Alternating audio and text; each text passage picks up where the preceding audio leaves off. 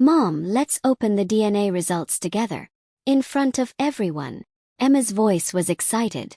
Her 18th birthday party. 60 family members gathered around our dining table. She held her phone. The email with results. I knew what it would say.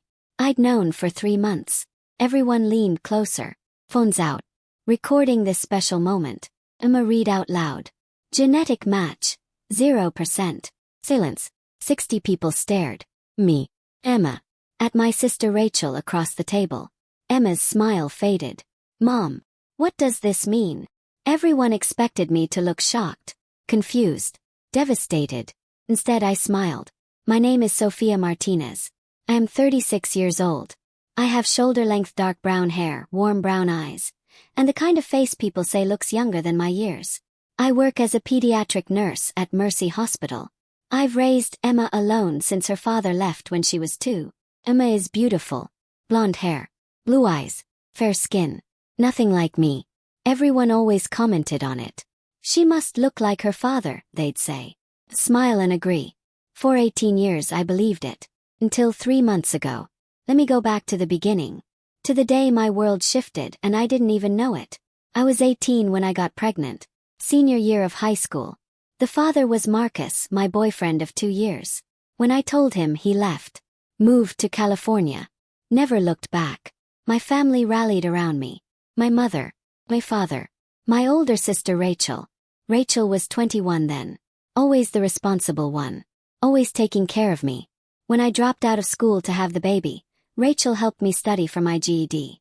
When I enrolled in nursing school, Rachel babysat. When I worked night shifts, Rachel was there. She was the perfect aunt. The perfect sister.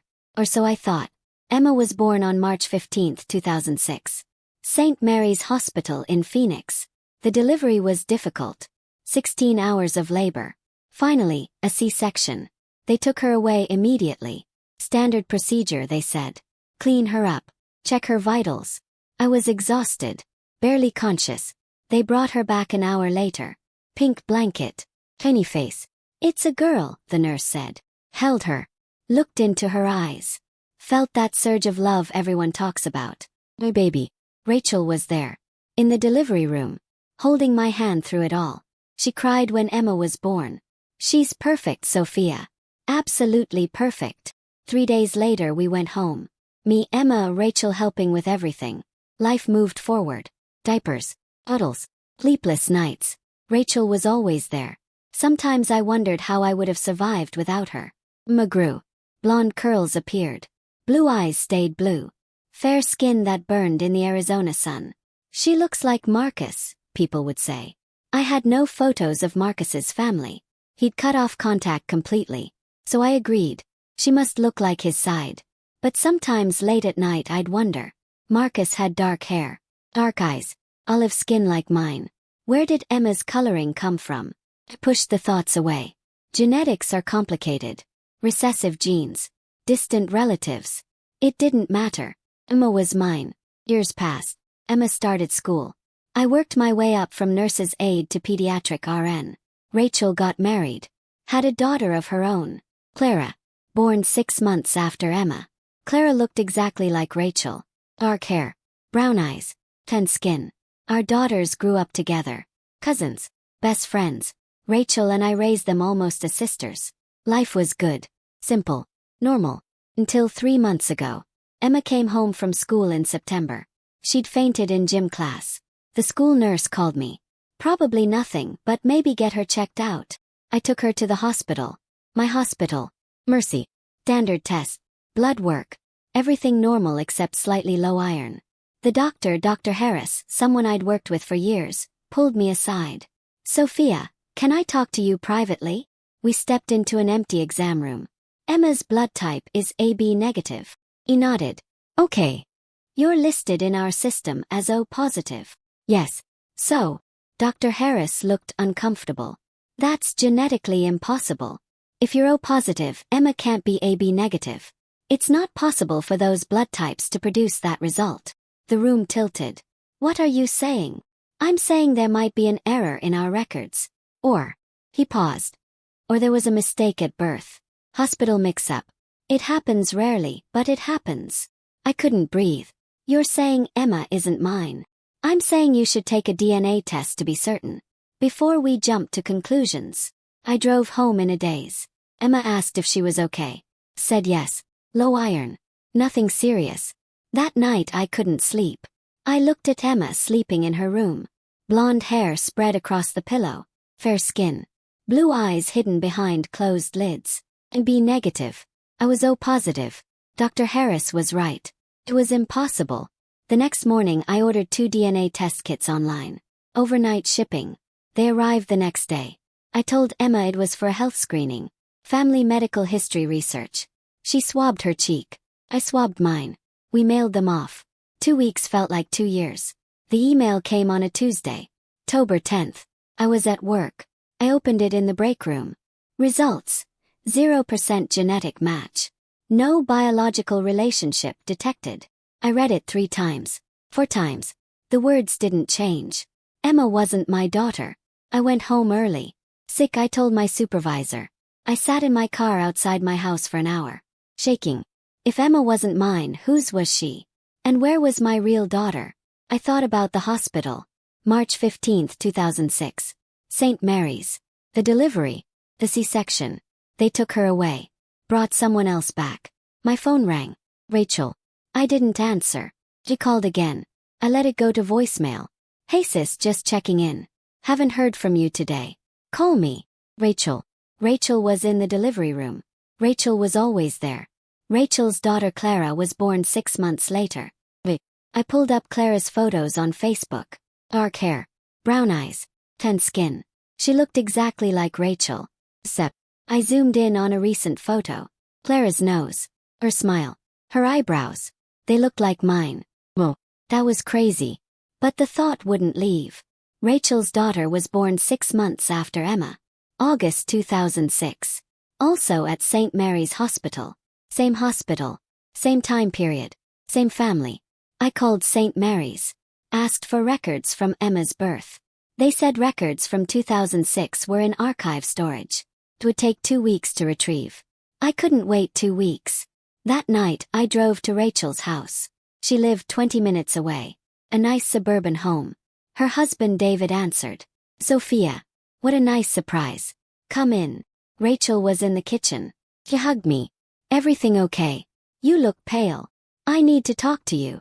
We sat in her living room. David took Clara upstairs. Homework, he said. What's wrong? Rachel asked. I could have asked her directly. Confronted her. But something stopped me. Do you remember when Emma was born? Rachel smiled. Of course. I was there. You were so brave. Do you remember them taking her away? Right after delivery? Yes. Standard procedure. They always clean the baby up first. How long was she gone? Rachel thought. I don't know. Maybe an hour. You were resting. Coming down from the anesthesia. Did you see them bring her back? Yes. The nurse brought her in. Pink blanket. She was perfect. Did you ever think she looked different? Rachel frowned. Different how? I don't know. Just different. Sophia, what is this about? Understood. Nothing. Just been thinking about that day. Emma's 18th birthday is coming up. Getting sentimental. Rachel hugged me. You're a wonderful mother. Emma is lucky to have you. I drove home. My hands shook the entire way. Rachel didn't seem suspicious. Didn't seem guilty. But something felt wrong. The next day I called St. Mary's again. Pushed harder. Finally got transferred to someone in administration. I need records from March 15, 2006. My daughter's birth. Sophia Martinez. Those records are archived. 2-week retrieval time. This is urgent. Medical emergency. That got attention. They expedited. 5 days instead of 2 weeks. The records arrived by courier the following Monday. Thick envelope. I opened it at my kitchen table. Birth certificate. Emma Martinez. Born March 15, 2006. 7 pounds 3 ounces. Mother, Sophia Martinez. Delivery notes. Dissection. Complications. Baby taken to nursery immediately. Then I found something strange. A second set of notes. Handwritten. Dated March 15, 2006. 11:47 p.m. Baby Martinez transferred to NICU. Respiratory distress. Code blue called. Code blue. That meant death. Near death. But Emma was fine. Emma had been perfect. Kept reading. Baby stabilized. Transferred back to mother at 1:15 a.m. 1:15 a.m. Over an hour later. They told me she was gone for an hour. They lied. I searched for more records. Found another page. Note. Baby girl born 11:52 p.m. to Rachel Martinezjan. Room 304. Immediate NICU transfer. Respiratory failure. Room 304. That was Rachel's room. Rachel gave birth the same night. Rachel wasn't pregnant in March 2006. Clara was born in August. I checked the date again. March 15, 2006. Rachel had a baby the same night I did. In the same hospital. And no one ever told me. My hands started shaking.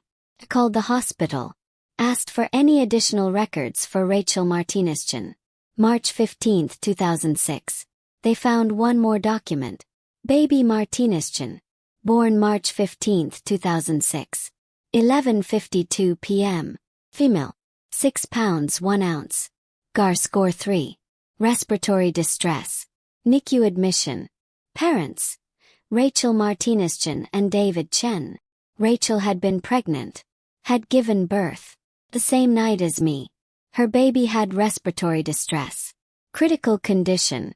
My baby had been healthy. Perfect. And somehow, in that chaos, the babies got switched. Or didn't get switched. Maybe they got switched on purpose. I thought about Rachel in my delivery room. Rachel there through everything. Rachel who was always helping. Always caring. Rachel whose baby was dying while mine was perfect. I couldn't prove it. Not yet. But I knew.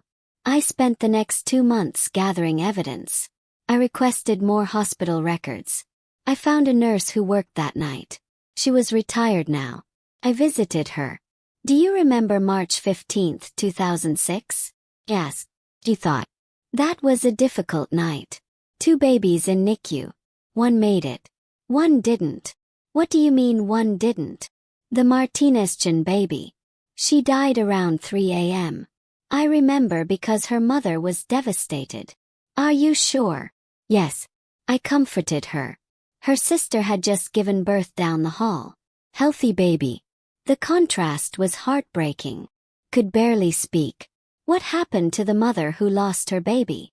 She left the hospital the next day. Against medical advice. She was destroyed. Rachel's baby died. And she left the hospital. And took mine. I contacted a lawyer. Explained everything. The blood types. The DNA test. The hospital records. This is serious, he said. This is kidnapping. Criminal charges. You need to go to the police. Not yet. I need absolute proof. You have proof. I need more. I need Rachel to admit it. He looked at me. How will you do that? Emma's 18th birthday is in 2 weeks. I have a plan. I ordered another DNA test kit. Wrapped it up. Put a bow on it. Emma's birthday gift. I told her it would be fun. Mother-daughter bonding. See how much we match. Emma loved the idea. Let's do it at my party. In front of everyone. Perfect. I invited everyone. All 60 family members. Aunts, uncles, cousins, and Rachel. With Clara. The party was at my house. Decorations. Food. Everyone arrived. Rachel gave Emma a beautiful bracelet. Happy birthday, sweetheart, Rachel said, hugging Emma. Emma opened gifts. Jewelry. Gift cards. College textbooks. Then my gift. A DNA test kit. Emma laughed. Mom, this is so random. I thought it would be fun. We can do it together. Right now. Everyone gathered around. Phones out. Recording. Emma and I swabbed our cheeks. Sealed the samples. I'd prearranged for rush processing. Results would come during dinner. We celebrated. My phone buzzed. Email from the DNA company. I looked at Rachel across the table. She was laughing at something David said. Emma, the results are here. The room got quiet. Everyone leaned in. Read them out loud, someone said. Emma opened the email on her phone. Started reading. Genetic match between Sofia Martinez and Emma Martinez. 0%. She stopped. Looked up. Confused. What? That can't be right. Keep reading, I said quietly. No biological relationship detected. Participants are not related. Silence. 60 people staring. Emma looked at me. Mom, what does this mean? It means you're not my biological daughter. Murmurs. Phones recording everything. Emma's face went white. What? Stood. Pulled out a folder. Hospital records. Blood type documents. Birth certificates. On March 15, 2006, I gave birth to a baby girl at St. Mary's Hospital. They took her to the nursery. An hour later they brought back a different baby. That baby was you, Emma. No, Emma whispered. I looked at Rachel. She hadn't moved. Hadn't spoken. Rachel also gave birth that night. Same hospital. Her baby had respiratory distress. Critical condition. The hospital records show her baby died at 3 a.m. Rachel's face was white. Frozen. But Rachel left the hospital the next day with a baby. Healthy baby. My baby. Sophia, stop, Rachel said. Her voice shaking. Clara is my biological daughter. You switched them. Your baby died, so you took mine. The room exploded. Everyone talking at once. Rachel stood up. Shaking. You're insane. You don't know what you're talking about. I have hospital records. DNA proof. Blood types that don't match. David looked at Rachel. Rachel. What is she talking about? Rachel's eyes filled with tears. My baby died. She died in my arms. I was destroyed. And down the hall, Sophia was sleeping peacefully with a perfect healthy baby. So you switched them, I said. I didn't switch them. Rachel shouted. The nurse. She felt sorry for me. She suggested it. She said Sophia wouldn't know. The babies were newborns. They looked similar enough. They didn't look similar. Emma is blonde. Fair-skinned. My baby would have looked like me. I didn't care. My baby was dead. And you were unconscious. I just wanted to hold a living baby. The room was silent. Emma stood up. Tears streaming down her face. You stole me. From my real mother. Rachel reached for her. No, sweetheart. I raised you. I loved you. I'm your aunt. I've always been here for you. Because you stole me. Clara stood up. Looking at me. Are you saying I'm your daughter? I looked at Clara. Dark hair. Brown eyes. My nose. My smile. Yes. Clara started crying. David grabbed Rachel's arm. What have you done? I saved a baby. Sophia's baby would have gone to her alone. Teenage mother. No support. I gave Emma a good life. You stole my daughter, I said quietly. My mother was crying. My father looked shocked. Everyone stared at Rachel. I'm calling the police, David said, pulling out his phone. No, wait, Rachel pleaded. Please. We can fix this. We can figure this out. There's nothing to figure out, I said. You committed a crime. You stole my child. For 18 years. The police arrived 20 minutes later. 2 officers. I showed them everything. Hospital records. DNA results. The nurse's testimony I'd recorded. They arrested Rachel. David was crying. Clara was sobbing. Emma sat on the couch, staring at nothing. The party was over. Over the next weeks, everything unraveled. The hospital launched an investigation. The nurse who helped Rachel was found. She'd retired in 2010. She confessed to everything. Rachel was hysterical. Her baby had just died. She begged me. Said her sister wouldn't know the difference. I was young. Stupid. I thought I was helping. Rachel was charged with kidnapping. Conspiracy. Fraud. The trial was in January. It lasted 2 weeks. Rachel's defense was temporary insanity. Brief. She just lost her baby. The jury didn't care. Guilty on all counts. Rachel was sentenced to 8 years in prison. David divorced her. Clara stopped speaking to her. Emma and Clara started therapy. Together. Working through the trauma. The identity crisis. The betrayal. Emma moved in with me. Legally, she was still my daughter. I'd raised her. I loved her. DNA didn't change that. But Clara was my biological daughter. And she wanted to know me. We started meeting for coffee. Slowly. Carefully. Getting to know each other. She looked like me. Moved like me. Had my sense of humor. I always felt different in Rachel's house, Clara told me one day. Like I didn't quite fit. Now I know why. You fit here, I said. If you want. Clara smiled. I'd like that. Emma and Clara became closer. Real sisters now. Not cousins. Sisters. My mother cried for weeks. How did I not see it? How did Rachel hide this? She was good at hiding, I said. 6 months after the trial, Emma left for college. Film school. She wanted distance. Space to figure out who she was. Clara stayed in Arizona. Started nursing school. Following in my footsteps, she said. Rachel sent letters from prison. Begging forgiveness. Explaining. Justifying. I never responded. Some betrayals are too deep. Some lies too big. She stole 18 years from me. 18 years with my biological daughter. 18 years believing a lie. But I got something too. Got Emma. A daughter I raised and loved. And I got Clara. A daughter I was just beginning to know. Rachel destroyed everything. But from the ashes I built something new. Family. Honest. True. Built on truth instead of lies. On Emma's 19th birthday we had another party.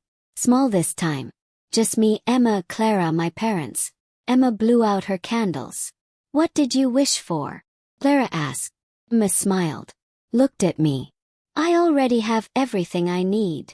If this story touched you somewhere deep, subscribe. The next story might feel as familiar as your own family.